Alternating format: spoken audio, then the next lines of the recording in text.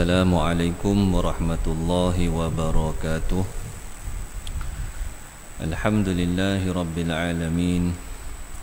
Wassalatu wassalamu ala ashrafil anbiya'i wal mursalin wa ala alihi wa sahbihi ajma'in. Subhanaka la ilma lana illa ma 'allamtana innaka antal alimul hakim. Subhanaka la fahma lana illa ma fahamtana innaka antal jawadul karim. Wala hawla wala quwwata illa billahil aliyyil azim. Rabbi shrah li sadri wa yassir li amri wahlul 'uqdatam min lisani yafqahu qawli. Alhamdulillah, marilah sama-sama kita memanjatkan kesyukuran kita kehadiran Allah Subhanahu wa taala. Dengan limpah kurnia-Nya masih lagi diberi peluang kepada kita untuk beribadah, mentaati perintah-perintah-Nya. Mudah-mudahan Allah Subhanahu wa taala sentiasa menurunkan rahmat ke atas kita semua. Pada malam ini kita akan sambung lagi bacaan daripada kitab Wasailul Wusul ila Syamailir Rasul. Masih lagi berkenaan dengan hadis-hadis yang ringkas yang disabdakan oleh baginda sallallahu alaihi wasallam. Qala al-musannif rahimahullahu ta'ala wa nafa'ana bihi wa bi'ulumihi fid dharain amin. Wa qala an-nabiy sallallahu alaihi wasallam afdalud dini al-wara'u. Bersabda baginda Nabi sallallahu alaihi wasallam, sebaik-baik agama ialah wara', yakni sifat wara' yang ada pada diri seseorang itu. Itulah sebaik-baik agama bagi orang tersebut. Wara' ni apa? Wara' ni adalah meninggalkan sesuatu yang haram dan juga meninggalkan sesuatu yang tidak haram tetapi dia ada syubhah. Meninggalkan yang haram tu benda yang wajib dah bagi kita. Wara' ni benda yang syubhah pun dia tinggalkan, yang tidak pasti. Ni halal ke haram, di tengah-tengah ni tak tahu, yang ni tidak dapat dipastikan, maka meninggalkan itu dipanggil wara'. Dan sentiasa muhasabah diri kita berkenaan dengan amalan-amalan kita, segala perbuatan kita, daripada kita bangun pagi sehinggalah kita nak tidur, apa yang kita buat, ikut perintah Allah ke, langgar perintah Allah ke, di muhasabah, dicek. Ini termasuk di dalam sifat wara'. Yang ni sifat wara' ini dia akan, yang pertama sekali hati dia, yang kedua anggota badan dia. Dua-dua sekali berfungsi untuk meninggalkan sesuatu yang haram dan juga yang syubhah. Maka orang yang dapat menghasilkan sifat yang seperti ini, Nabi sallallahu alaihi wasallam bersabda, itulah sebaik-baik agama untuk diri dia. Bila kita tinggalkan benda yang haram, meninggalkan benda yang syubhah, maka kita sudah pasti terjauh daripada sesuatu yang diharamkan oleh Allah Subhanahu wa taala. Sebab benda syubhah ni lah yang banyak orang tersasar, orang terbabas. Benda syubhah tak jelas halal ke haram. Kalau benda haram tu jelas dah, ada bagi tahu dalam Al-Quran dia sebut, dalam hadis ada sebut benda ni haram, yang ni haram. Yang syubhah ni dia tak ada. Dia tak ada penjelasan. Dia samar-samar. Dalam sebuah hari Nabi sebut halal ni jelas, haram pun jelas. Tapi antara dua ni, halal dan haram ni, dia ada satu perkara yang mustabihat, dia samar-samar, dia nak masuk ke halal ke masuk ke haram. Dan kebanyakan manusia ni tak tahu. Yang ni tak boleh buat penilaian, melainkan dengan merujuk kepada ahlinya. Jadi orang yang selamat, kalau dia jaga diri dia daripada perkara syubhat ni, dia akan selamat. Dia akan selamat. Memang confirm dah dia tak kena yang haram tu. Dia selamat. Itu yang terbaik lah. Dan walaupun dari segi khususnya kalau zaman kita ni, banyak segi lah, banyak benda yang kita kata syubhah ni. Paling mudah sekali makanan. Paling mudah sekali, macam-macam makanan ada. Mahal ada, hak murah ada. Hak murah tu lagi susah nak jaga. Khususnya makanan untuk anak-anak. Orang dewasa ni tak apa nak makan sangat, nak makan nasi je. Anak-anak beli macam-macam. Yang tak dipastikan, ada label tulis haram tu, yang tulis halal. Tapi label tu kita pun tak tahu. Tengok pada makanan tu meragukan jenis dia tu. Maka adalah lebih baik kita tak usah berilah. Itu yang lebih baik. Jaga. Dan makanan inilah sumber yang paling utama untuk menyebabkan anggota badan kita ni, termasuklah hati kita ni, disuka ke arah benda yang haram. Hasil daripada makan makanan yang tidak halal, menyebabkan habis semua anggota badan kita, sehingga ke hati-hati kita semua dia jadi rosak belaka disebabkan makanan. Maka sebaiknya kita sebagai orang Islam ni, dalam setiap tindak tanduk kita, setiap perkara yang kita nak buat, kita kena pastikan benda ni boleh ke tak boleh. Kalau kita tidak tahu, tak pasti, tanya kepada yang ahlinya. Sebab kita sekarang ni macam-macam dah kemudahan ada. Ada badan-badan berautoriti dalam bahagian masing-masing. Kita boleh dapatkan maklumat tu. Orang kata kita ni duduk jauh ataupun duduk dalam kumpulan orang yang jauh daripada ahli, tak juga. Zaman canggih lah ni, semua duduk dalam telefon je. Tinggal nak cari maklumat yang betul dengan saluran yang betul. Semata-mata untuk apa? Untuk kita dapat agama kita, untuk jaga agama kita, supaya agama kita ni agama yang Allah Subhanahu wa taala suka. Wa qala an-nabiy sallallahu alaihi wasallam, afdalus sadaqati juhdul muqilli wabda biman ta'ulu. Bersabda baginda Nabi sallallahu alaihi wasallam, sebaik-baik sedekah ialah sedekah yang dikeluarkan dengan kemampuan daripada orang yang sedikit hartanya. Sedekah yang dikeluarkan ikut kemampuan orang yang sedikit hartanya.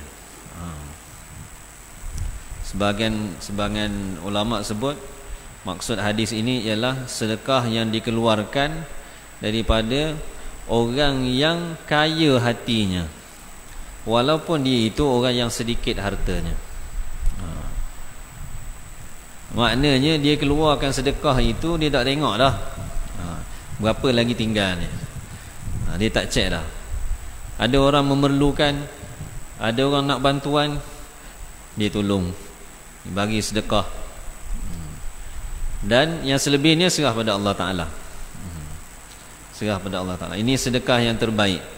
Dalam keadaan kita tidak ada, ataupun kita ada sedikit, pada masa yang sama kita ada suatu keluasan hati untuk kita beri pada orang. Biasa bila ada sikit ni payah. Orang kalau ada banyak, diberi sikit dia tak rasa apa-apa. Tapi orang yang ada sikit, diberi sikit pun dia rasa dah. Berat nak bagi ke orang. Nak ambil tak apa. Nak beri ke orang tu, walaupun sedikit benda tu, nak bagi RM1, nak bagi duit RM1, itu pun berat kan. Ada orang mari minta, Pok mari siar, tiba-tiba mari jumpa kita kan, Pok mari siar, kita nak bagi pun berat rasa. RM1 je pun dia minta, tapi berat. Walaupun kita ada je, bagi. Ada orang RM1 pun dia kira, RM1 pun kira, Masya Allah. Tapi Nabi kata sedekah yang terbaik bila kita beri pada ketika kita ni ada sikit, kita beri juga dengan hati yang luas. Dengan hati yang luas. Sedekah ni adalah cara untuk kita jadi kaya. Nak jadi kaya, sedekah banyak. Sentiasa beri sedekah. Kaya ni tak semestinya banyak benda, banyak harta. Kaya hati tu penting. Dengan apa yang ada cukup. Kalau ada banyak benda tapi hati dia tidak kaya, dia tak cukup juga. Nak lagi. Selagi tak habis semua, selagi tu nak. Mati mau bagi belaka. Ini sedekah yang terbaik. Berlaku peristiwa di zaman Nabi SAW ketika dalam satu peperangan, Nabi telah isytiharkan untuk pergi perang, dan Nabi kumpulkan harta-harta para sahabat untuk dikorbankan, untuk dibelanjakan dalam peperangan tersebut. Maka masing-masing bawa mari Melaka, kumpul setempat. Satu orang mari dibawa sikit je. Nabi tanya, oh banyak ada? Dia kata ni je adanya. Tapi dibagi. Maka Nabi ambil harta dia ni, apa yang dia beri ni, Nabi letak atas sekali, dalam himpunan harta-harta tu. InsyaAllah. Khair. Kemudian Nabi SAW bersabda, wabda biman ta'ulu. Sedekah ni kita nak beri ke siapa dulu? Siapa yang kita nak utamakan dengan sedekah kita? Nabi kata, mulakanlah dengan orang yang berada di bawah tanggungan kamu, orang yang kamu kena beri nafkah, ahli keluarga, kaum kerabat terdekat. Hak ni yang utama untuk kita beri sedekah. Nampak dia susah kita beri. Tapi kadang-kadang kita ni terbalik, kita beri ke orang lain senang, nak beri ke keluarga ni susah. Nak beri ke adik-beradik, nak beri ke saudara mara, ni payah. Tapi nak beri ke saing senang, khabar je, laju je dihantar. Tapi yang Nabi nak terbalik, dahulukan ahli keluarga dulu, kaum kerabat terdekat, anak beranak. Ni kita nak tengok dulu. Satu orang sahabat, dia nak wasiatkan harta dia. Dia jumpa Nabi SAW. Kalau tak silap saya, waktu tu dia dah sakit, sakit yang tak ada harapan nak sembuh. Jadi dia beritahu, wahai Rasulullah, saya nak wasiatkan harta saya ni semua nak beri ke orang Melaka, tak mau beri ke anak pewaris. Nabi kata tak boleh. Kalau gitu separuh lah, separuh saya beri ke orang, separuh saya beri ke waris. Nabi kata tak boleh juga. Kemudian dia kata kalau macam tu sepertiga. Sepertiga saya beri ke orang. Yang ni saya wasiat ke orang lain, 2/3 lagi untuk waris. Nabi kata sepertiga boleh. Tapi sepertiga tu pun banyak sebenarnya. Nabi kata kamu biarkan pewaris kamu, ahli keluarga kamu yang ditinggalkan ini dalam keadaan mereka itu kaya. Lebih baik daripada kamu tinggalkan mereka dalam keadaan tidak ada apa-apa, sehingga menyebabkan mereka ini terpaksa meminta-minta pada orang lain. Minta ke orang lain, hidup melarat. Ini mulakan sedekah kita dengan ahli keluarga kita yang terdekat. Ini yang terbaik. Dan dia akan mengeratkan hubungan kita bersama keluarga ni. Bantu membantu, tolong menolong, dia akan mengeratkan hubungan. Cuma maksud kita beri sedekah ini pada orang yang memerlukan. Memerlukan ni maksudnya ialah dia itu tidak ada keperluan yang cukup untuk sempurnakan keperluan harian dia pun. Orang yang macam ni kita dahulukan untuk beri sedekah kita. Bukan kita nak beri lebih daripada yang biasa, untuk tarafuh, supaya dia boleh beli benda yang mahal. Tak. Dia kadar dia ialah kadar sederhana, kifayah yang biasa, keperluan harian, keperluan. Ini tak cukup, kita bantu bagi sedekah. Bukan hari yang cukup dah, cuma nak bagi dia mewah lagi. Kita cari orang lain, cari orang yang memerlukan. Wa qala an-nabiy sallallahu alaihi wasallam, afdalun nasi atqahum lillahi wa awsaluhum lirrahimi. Bersabda Nabi sallallahu alaihi wasallam, sebaik-baik manusia ialah yang paling takut dari kalangan mereka kepada Allah, dan yang paling menghubungkan silaturrahim di kalangan mereka. Ini manusia yang terbaik di dalam ta'rifan Nabi sallallahu alaihi wasallam. Yang ni orang yang paling takut pada Allah, yang ni paling takut pada perkara yang Allah perintah dan pada perkara yang Allah Ta'ala larang. Yang ni dia memelihara diri dia, jaga diri dia daripada semua perintah-perintah Allah dan juga semua larangan-larangan Allah. Ini orang yang manusia yang paling baik. Yang kedua, dia menjaga hubungan silaturrahim dia. Hubungan silaturrahim ni maksudnya hubungan silaturrahim dengan kaum keluarga. Kaum keluarga terdekat dipelihara, dijaga, jangan sampai terputus. Jangan sampai terputus. Ini manusia yang terbaik. Jaga silaturahim ni dia bukan senang juga. Manusia ni macam-macam keadaan.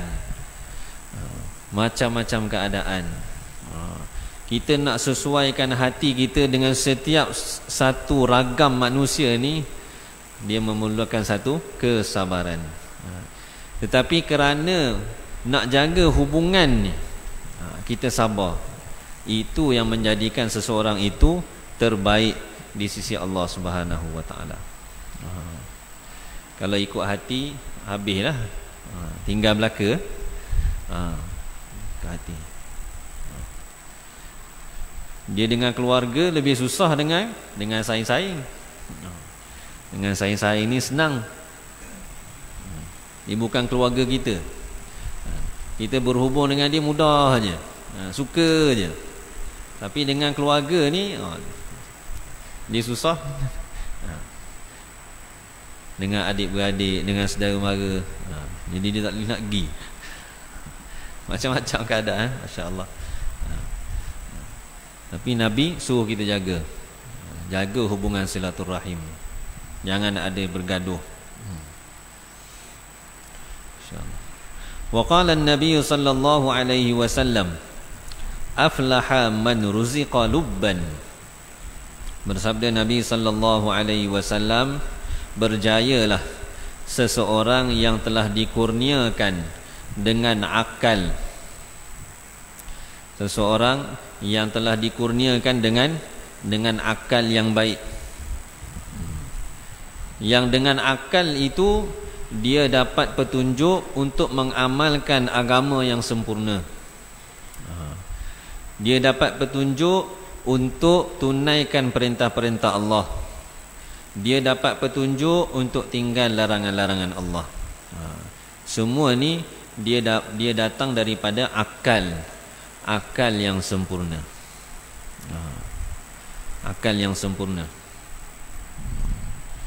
Nabi sallallahu alaihi wasallam apabila ada diceritakan kepada baginda tentang seseorang yang kuat usahanya dalam ibadah dan sebagainya, Nabi akan tanya tentang akal orang tu macam mana. Sebab itulah dia punya apa panggil, penanda aras. Penanda aras usaha dia, ibadah dia macam mana. Tengok tahap akal dia. Jadi orang yang dikurniakan dengan akal yang baik oleh Allah Subhanahu wa taala, maka dia akan berjaya. Sebab apa? Dia akan dapat petunjuk. Dengan akal itulah dia akan dapat berfikir secara waras mana-mana perintah Allah, mana-mana larangan Allah. Dan dia ada kekuatan untuk menyempurnakan perintah Allah dan meninggalkan larangan Allah Subhanahu wa taala. Tapi bila akal ni tidak waras ataupun akal itu lemah untuk berfikir mana yang baik, mana yang buruk, maka berlakulah bermacam-macam kerosakan kepada manusia ni. Bukan sahaja dia rosak, bahkan alam ni pun jadi rosak sebab dia.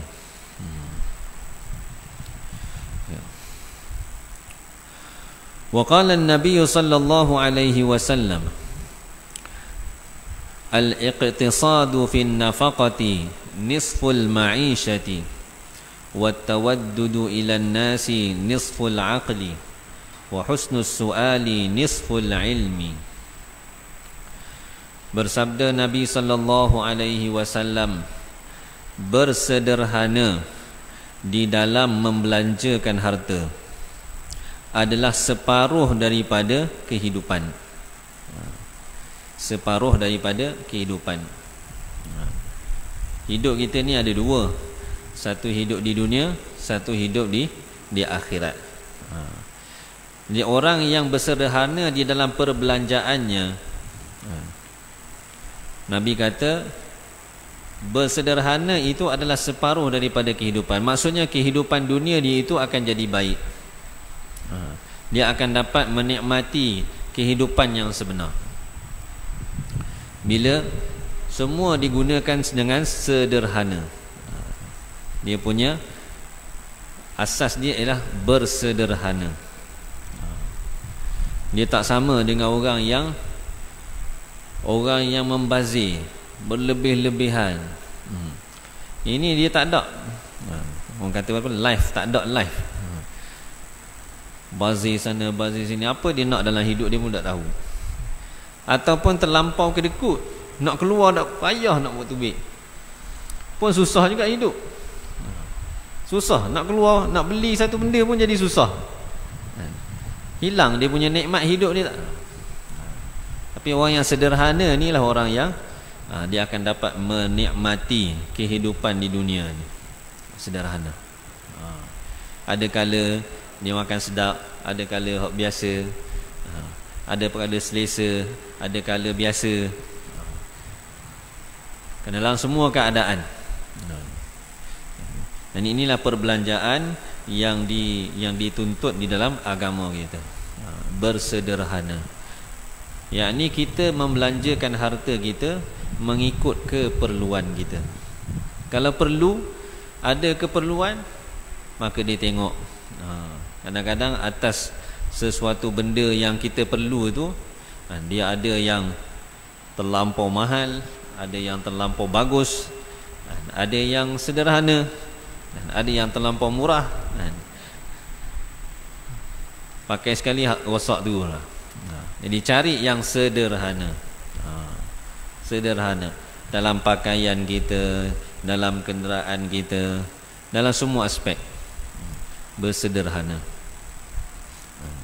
Maka kita akan dapat nisful ma'isyah, separuh daripada nikmat hidup, yakni hidup di dunia ni. Dan disayangi oleh orang ramai adalah separuh daripada akal, yakni kecerdikan seseorang itu. Tanda satu orang itu akal dia baik, cerdik, apabila dia ini orang suka ke dia. Suka ke dia tu sebab apa? Sebab dia dengan akal yang dia ada, dengan kecerdikan yang dia ada, dia guna untuk wujudkan sebab-sebab orang jadi suka ke dia. Macam mana? Jumpa orang muka ceria, senyum sokmo, wajah ceria, akhlak pun baik, sifat lemah lembut. Ni semua datang daripada akal.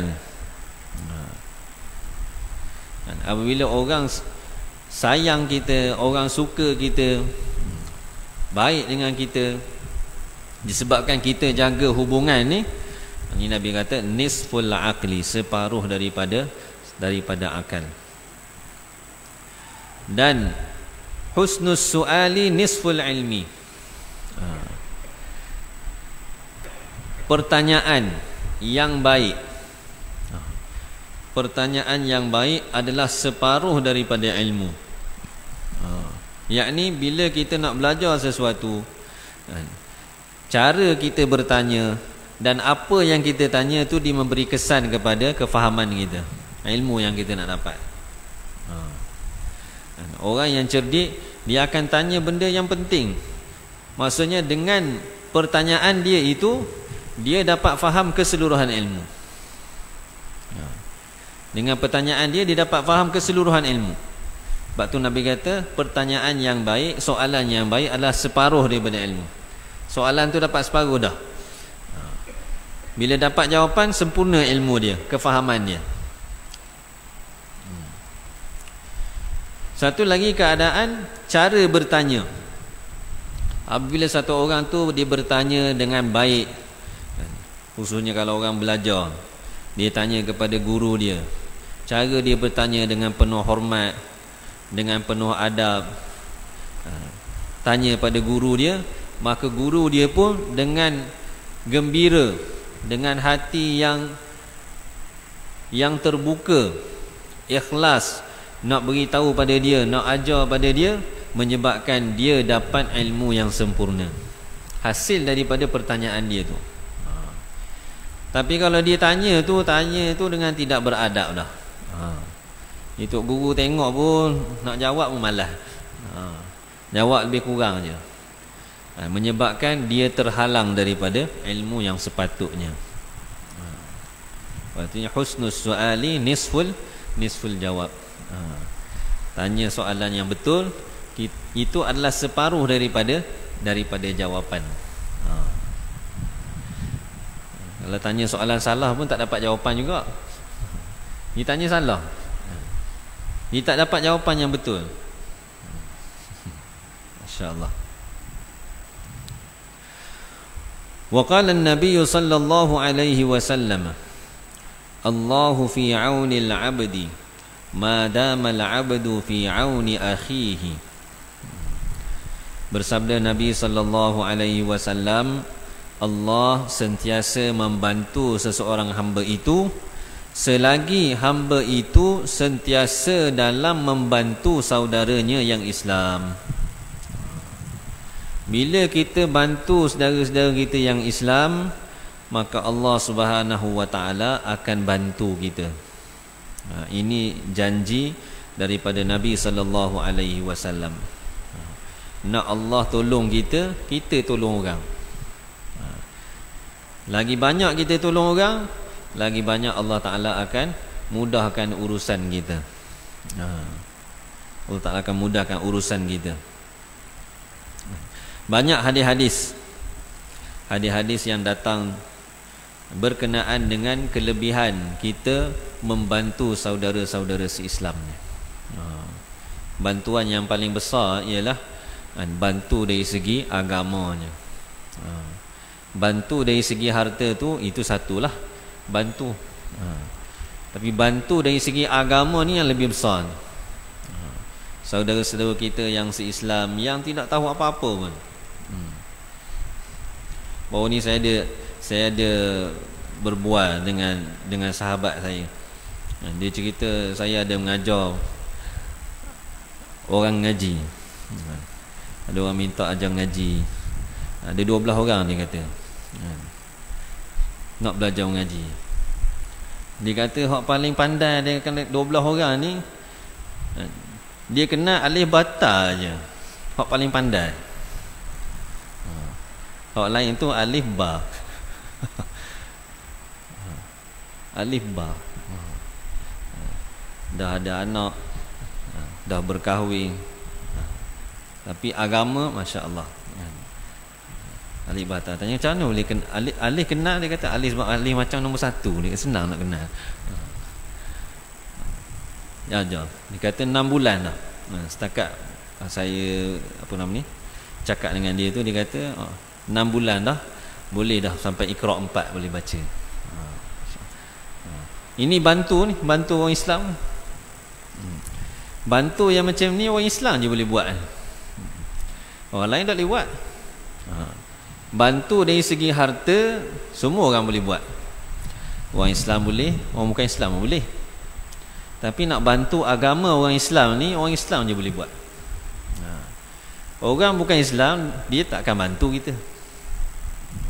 Ni nak punah lagi ada. Bantu tak.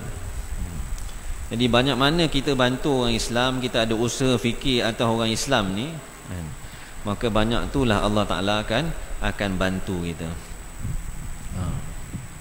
Bila dia tanya orang-orang ni, dia kata apa tak belajar ngaji. Dia kata kita orang miskin, nak belajar kena bayar 60 riyal 70 riyal sebulan, mana padah. Tak dah. Kita kerja kampung je. Anak lagi, rumah lagi, masya-Allah. Jadi orang yang macam ni yang kena bantu.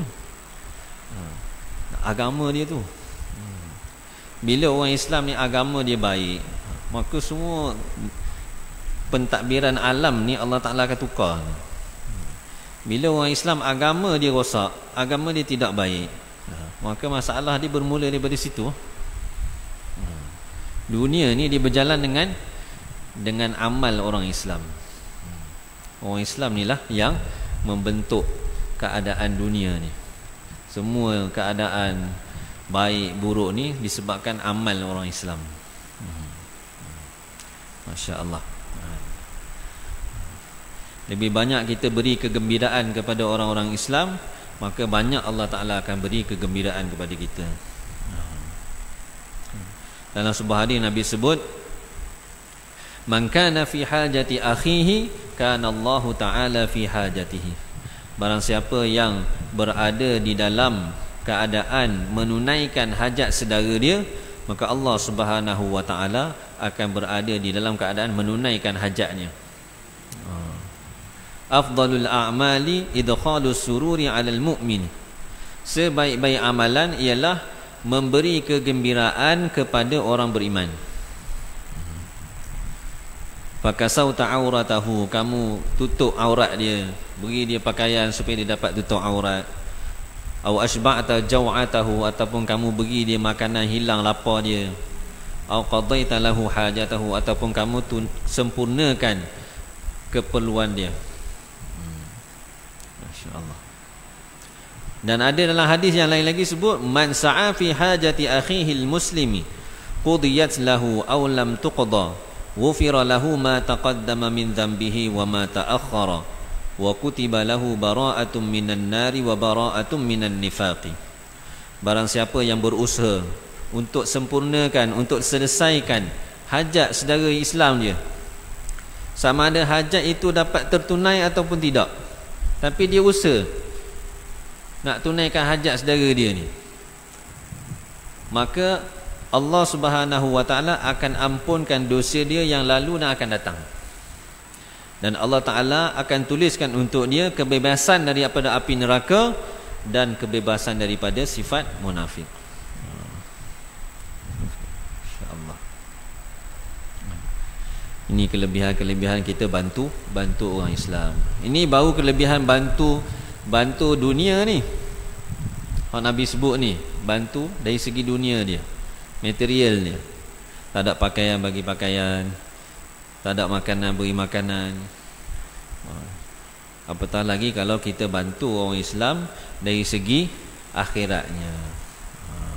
Maka lebih-lebih lagi lah Allah Subhanahu wa taala suka kepada kita. Dan amalan-amalan ni daripada sahabat-sahabat Nabi sallallahu alaihi wasallam sendiri, mereka dah buat dah. Banyak kisah-kisah sahabat yang ketika mereka hidup, mereka buat banyak khidmat kepada orang-orang Islam yang tak diketahui orang siapa-siapa pun. Tahu tu lepas dia mati. Tahu tu selepas dia mati, baru tahu. Sayyidina Abu Bakar radhiyallahu anhu, Sayyidina Umar radhiyallahu anhu. Masa Sayyidina Umar radhiyallahu anhu, pada masa dia hidup, dia ada tolong satu orang wanita tua buta.